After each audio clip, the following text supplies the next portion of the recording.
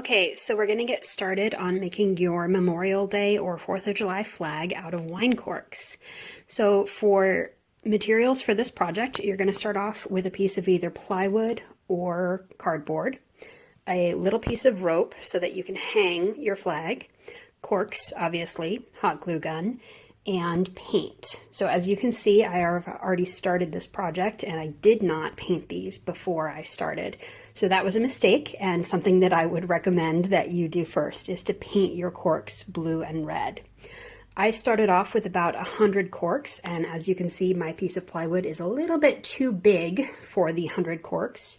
So starting off with cardboard is good, and you can scale it down or up depending on how many corks you have.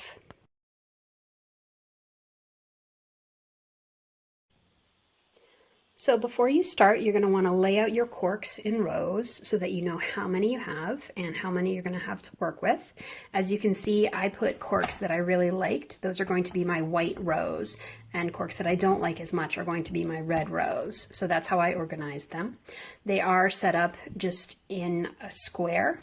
And one thing you do want to do before you glue your corks onto your plywood or cardboard is to make a handle for the back. So the reason I used this piece of plywood was because it already had 2 holes in it that I could use to put my rope handle on. But if you don't have holes in your cardboard or plywood, what you can do is either hot glue or staple the rope onto your cardboard or plywood square before you glue the corks on.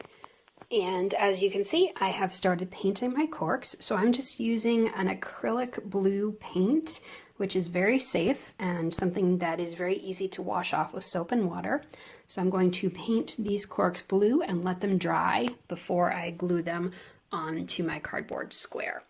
You might be able to see I tried to do this with nail polish first. I would not recommend that. So if you have acrylic paint, that's a great way to go.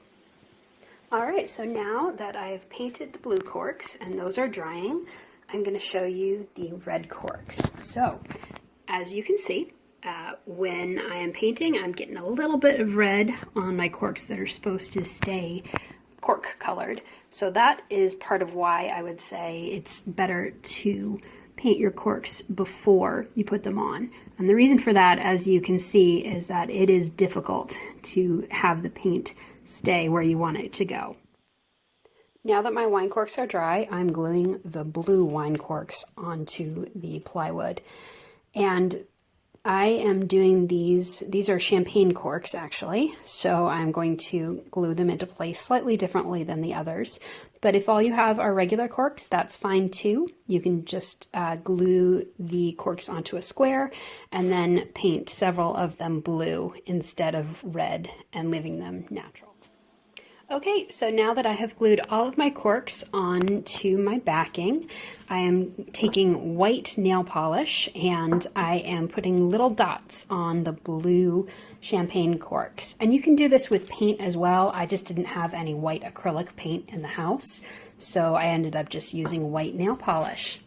And I'm going to let this dry and then I'm going to hang it.